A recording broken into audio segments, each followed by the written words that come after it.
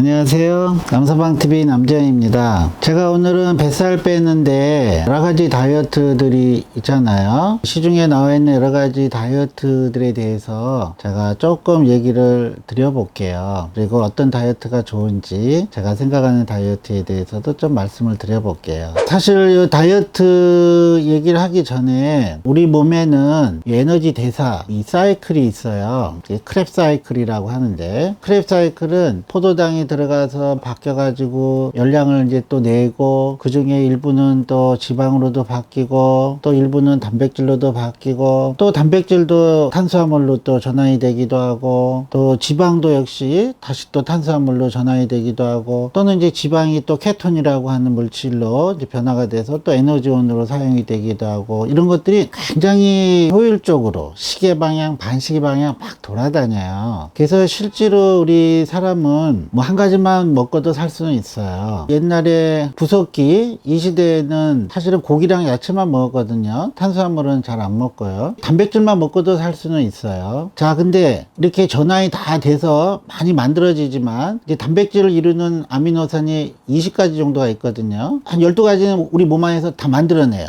탄수화물이나 지방 가지고도. 근데 8가지 못 만들어내요. 그래서 이제 우리가 그걸 필수 아미노산이라 하거든요. 그게 첫 번째 원칙. 요 필수 아미노산은 반드시 섭취를 해줘야 된다. 두 번째 원칙. 또 지방도 우리가 다 만들어내고 분해해서 사용하기도 하는데요. 못 만들어내는 지방산이 있어요. 그걸 우리가 필수 지방산이라 하거든요. 오메가3, 오메가6, 오메가9 등 몇 가지들 있는데, 이런 것들도 반드시 외부에서 섭취를 해줘야 된다. 요 두 가지가 중요해요. 그래서 반드시 섭취해줘야 될 거는 섭취를 해줘야지만 다이어트를 장기적으로 끌고 나갈 수가 있다. 그래서 저는 뭐 원푸드 다이어트들 이런 것들은 사실은 장기간 지속되기는 힘들다. 이런 필수 아미노산과 필수 지방산이 들어가지 않는 다이어트는 이어질 수가 없어요. 그것이 이제 부족하게 되면 우리 몸은 심각한 상황에 빠지기도 하지만 엄청난 배고픔과 허기를 느끼기 때문에 100% 다이어트 실패를 하게 됩니다. 그래서 이런 것들이 골고루 이제 들어가 줘야 된다는 게 제가 얘기하고자 하는 첫 번째 원칙입니다. 그래서 요즘 사실은 우리 몸 만들기 하고 막 복근 만들고, 또 특히나 이제 머슬 매니아라든가 뭐 육체미 대회에 나가려고 하는 사람들 하는 이제 다이어트가 완전히 이제 고단백 위주의 황제 다이어트를 하시죠. 근데 이렇게 거의 단백질 위주의 식사만 해도 사실은 문제는 없어요. 왜냐하면은 일단은 필요한 필수 아미노산이 들어간 고단백질 다이어트이기 때문에 문제는 없다. 원푸드 다이어트, 뭐 포도만 먹고 하고 뭐 이거는 절대 안 되지만, 단백질만 먹고 하는 다이어트는 사실은 어느 정도 문제는 없다. 다만 너무너무 고통스럽죠. 제가 하는 사람들 이렇게 주위에도 보고 하면 완전히 이제 복근이 나오려 하면은, 물론 근육이 커지는 것도 중요하지만 근육이 도드라지게 하려면 어떻게 해요? 체지방이 없어야 되는 거거든요. 그래서 이제 체지방 함량을 엄청나게 낮추는 거죠. 우리가 정상인이 체지방을 뭐 한 20% 정도 보는데요. 25%. 그거를 뭐 15%, 10%, 뭐 7%, 8% 수준까지 떨어뜨리는 거기 때문에 어마어마한 탄수화물의 억제, 지방의 흡수 억제 이런 거를 포함해서 이제 하는 다이어트이기 때문에 참 힘들게 하시더라고요. 또 실제로 음식은요, 단백질이 제일 맛이 없어요. 탄수화물 대적지근해가지고 우리가 탄수화물 중독이라고 얘기도 하지만 굉장히 맛있고요. 근데 그보다 더 맛있는 거는 지방이에요. 지방이 들어와야지만 살살 녹는 거거든요. 그래서 우리가 고기를 먹을 때도 1등급 한우라든가 수입하는 유명한 스테이크 고기 같은 거는 다 마블링이 잘 돼 있어요. 그 마블링이 얼마나 이쁘게 골고루 꽃처럼 되어 있는가, 꽃등심.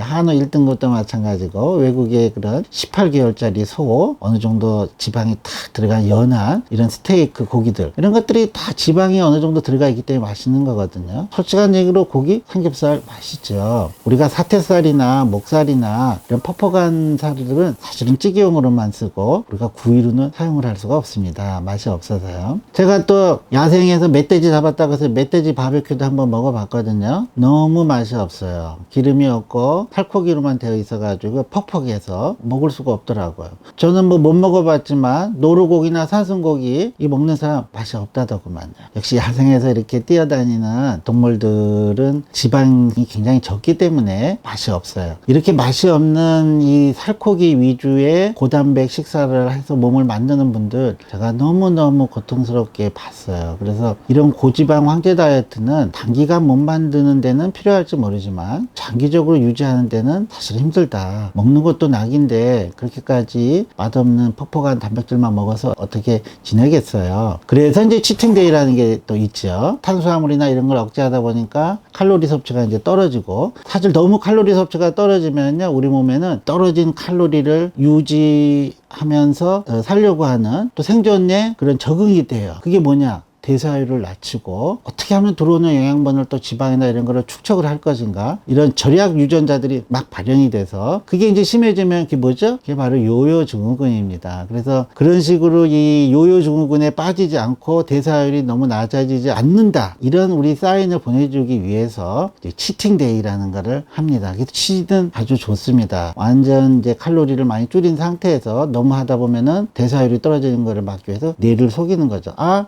어느 정도 들어온다, 치팅데이를 만들어 놓고 그래가지고 먹는데, 뭐 치즈는 좋은데요, 근데 그렇게 열심히 못 만들어 놓고 아 치팅데이니까 한번 마음껏 먹어보자 해가지고 먹고 싶은 거 다 먹어가지고 폭식이 되면요 완전 도루묵이 되는 겁니다. 그래서 치팅데이라는 게 치즈는 좋고 또 거기에 맞춰서 내가 우리 뇌를 속일 수 있을 만큼 이렇게 조금씩 맛있게 먹어서 치팅하는 거는 좋은데, 그게 폭식으로 이어져서 오히려 그동안의 노력이 물거품이 되지 않도록 사실은 조심해야 됩니다. 그래서 고지방 황제 다이어트 좋긴 하지만 지속하기는 힘들다. 그래서 요즘에는 이제 또 고지방 저탄수화물 식사가 한동안 아직도 이제 그쪽을 선호하시는 분들도 있고 해서 많이 하시는 것 같더라고요. 아침에는 뭐 불포화 지방산 해서 먹고, 점심 때 뭐 삼겹살 먹고, 저녁 때 갈비 먹고 했는데도 살이 빠지더라 하는 체험담들도 많이 있고요. 그거는 체중이 빠지는 건 맞아요. 살이 빠지는 거는 좀 더 우리가 체크를 해봐야 되겠지만, 왜 체중이 빠지느냐?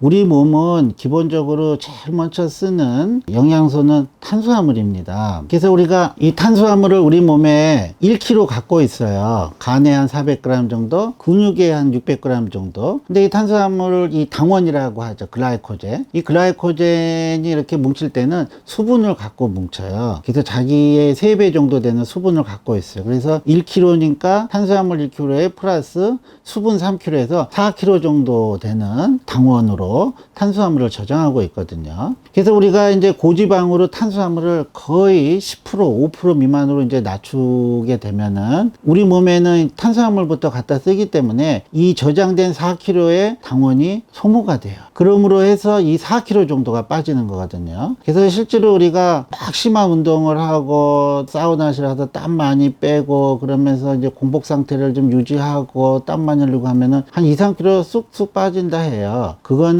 바로 이 당원이, 탄수화물이 빠진 겁니다. 지방은 사실은 거의 건드리진 않았고요. 나와가지고 뭐 콜라나 뭐 식혜 이런 거 한두 잔 먹으면 사실은 다시 원상복귀 되는 그런 체중인 거죠. 그래서 이제 그런 착시 현상이 있을 수가 있고요. 두 번째는 일리가 있어요. 고지방 또는 고단백 식사는 일리가 있는 게 뭐냐 하면은 우리 몸에서 들어오는 탄수화물은 가장 좋은 영양소이기 때문에 전량 거의 다 흡수를 해요. 그리고 여분이 되는 거는 사실은 지방으로 바꿔서 저장을 해요. 근데 단백질이나 이런 지방은 우리가 먹는 족족 다 흡수하지 사실은 않는다 해요. 필요한 만큼만 흡수를 한다 하고, 특히 단백질 같은 경우도 다 흡수하지 않고 필요한 만큼만 흡수를 하고, 또 단백질은 저장을 하지 않거든요. 근육이라는 게 금방금방 커지는 게 아니기 때문에, 그래서 필요한 만큼 또 여분으로 들어온 거는 분해해서 바깥으로 내보내요. 지방도 마찬가지예요. 그래서 전량 다 흡수하지는 않고 필요한 만큼 흡수. 그래서 우리가 지방질 음식 많이 먹으면요, 그 다음날 변에 막 기름이 둥둥 떠 있는 거 많이 볼 수 있고요. 또 실제로 지방 많이 먹으면요, 그것 때문에 설사하게 돼요.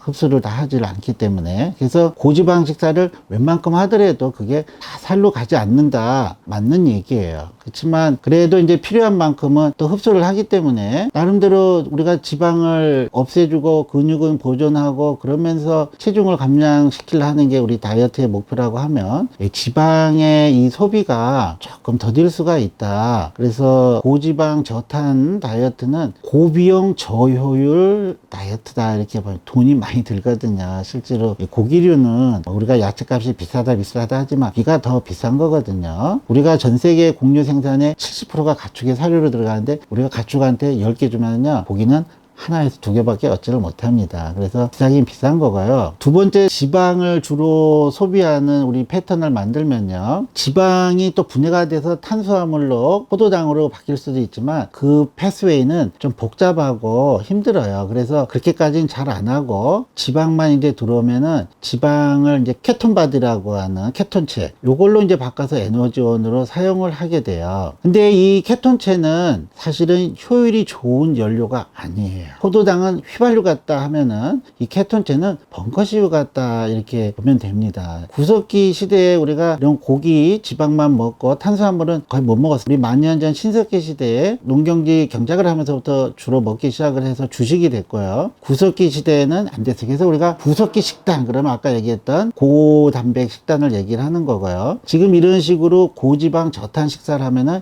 이제 케톤 식사다 이렇게 이제 얘기를 하는 거죠. 근데 이 케톤 식사는 효율이 굉장히 낮아서 머리 회전도 좀 느려지고 기민하지 못하게 된다예요. 우리 인류가 실제로 지능의 발달이 많이 된 시기는 구석기 시대가 300만 년 전부터 있었지만 우리가 10,000년 전부터 신석기 시대가 돼서 경작을 하면서 규칙적인 탄수화물 공급을 받은 그 이후부터 지능이 많이 발달을 했다예요. 포도당이 들어오면 팍팍팍 돌아요. 근데 케톤체는 벙커시유 같아가지고 좀 버리버리 그렇게 이게 명석하지가 못해요. 그래서 돈은 많이 들지만 벙커시유의 케톤체를 이용하는 우리의 체내의 에너지 시스템은 그리 효율적이지 못하다, 저는 그렇게 봅니다. 그래서 저는 균형된 식단에서의 다이어트를 언제나 주장을 합니다. 자, 탄수화물이 기본 베이스가 돼야 돼요. 왜냐하면 가장 저렴하기도 하고 가장 좋은 효율 좋은 연료라 했잖아요. 다만 이 탄수화물을 많이 먹어서 내가 필요량 이상이 들어오면 100% 전량 흡수가 돼서 지방으로 된다 했으니까 안 돼요.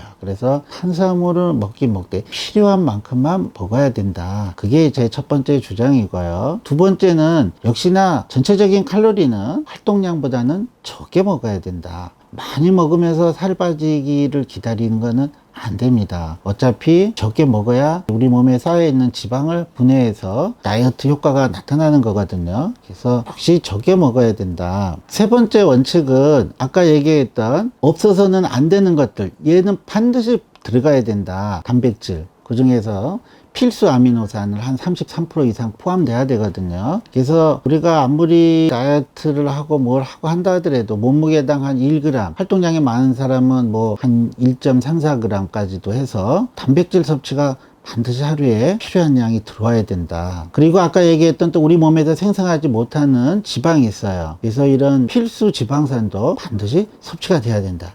이 둘이 부족하게 되면은 다이어트는 100% 실패하게 되는 겁니다. 그래서 단백질 지방이 어느 정도 들어가고 탄수화물도 적정하게 들어가서 몸이 민첩하고 머리가 싹싹 돌아야 뭐 기분도 좋고 다이어트도 되는 거지, 케톤 가지고 이용하려고 하면은 어벙벙해져 가지고 안 됩니다. 역시 다이어트를 하려면 좀 전에 얘기했듯이 우리 몸에서 탄수화물이 어느 정도 고갈이 돼야 돼요. 그래야지만 지방을 갖다가 연소를 시키기 때문에 반드시 간헐적인 공복 상태가 있어야 된다. 그래서 저는 체지방 감소를 위해서는 반드시 간헐적 다이어트, 어느 정도의 탄수화물 고갈 상태가 이루어진 상황이 어느 정도 되고 그때 주로 이제 유산소 운동을 해야 된다. 어차피 공복 상태가 되더라도 또 사용을 더 해줘야 되거든요. 그 사용은 심한 운동이나 이런 거는 필요 없고요. 유산소 운동, 자기 최대 운동량의 50에서 60%를 사용하는 요 운동을 했을 때 탄수화물이 또 어느 정도 고갈되고, 또 특히 탄수화물이 어느 정도 고갈이 되려면 기본 한 20에서 30분 이상은 지나야 되거든요. 그래서 운동은 통상 한 1시간 정도 우리가 해야지만 체지방을 좀 갖다 쓴다 봐요. 그래서 20, 30분 이상 지나가서 땀이 살짝 나는 정도의 유산소 운동을 할 때, 그리고 공복 상태, 때, 요때 이제 지방을 갖다 씁니다. 많이 갖다 쓰지는 못해요. 그러지만 그래도 하루에 뭐 한 몇백 칼로리씩 지방을 분해해서 사용하다 보면 그게 하루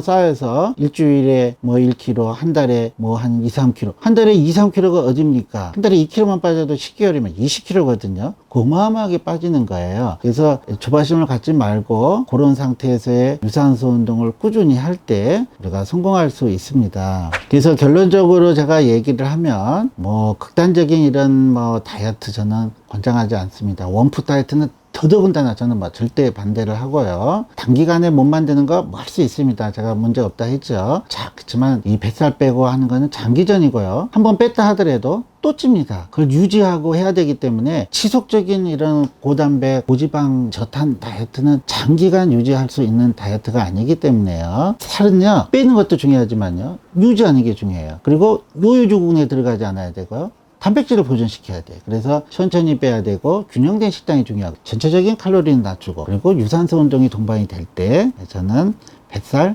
정복할 수 있다 이렇게 생각합니다. 그래서 우리가 한번 운동을 하면 너무 과하게 하실 필요는 없고요. 한 500에서 600 칼로리 정도 사용한다. 요 정도 수준으로 해서 주 3회에서 4회 정도 하고 장기적으로 본다. 나의 체중 감량 한 7kg에서 8kg 빼는데 나는 1년을 보겠다. 이렇게 마음을 먹고 꾸준하게 뚜벅뚜벅 거북이처럼 한 발 한 발 내딛는 그런 심정으로 꾸준히 다이어트를 할 때 요요 증후군 없이 건강한 뱃살 빼는 다이어트 성공할 수 있다 이렇게 생각합니다. 감사합니다.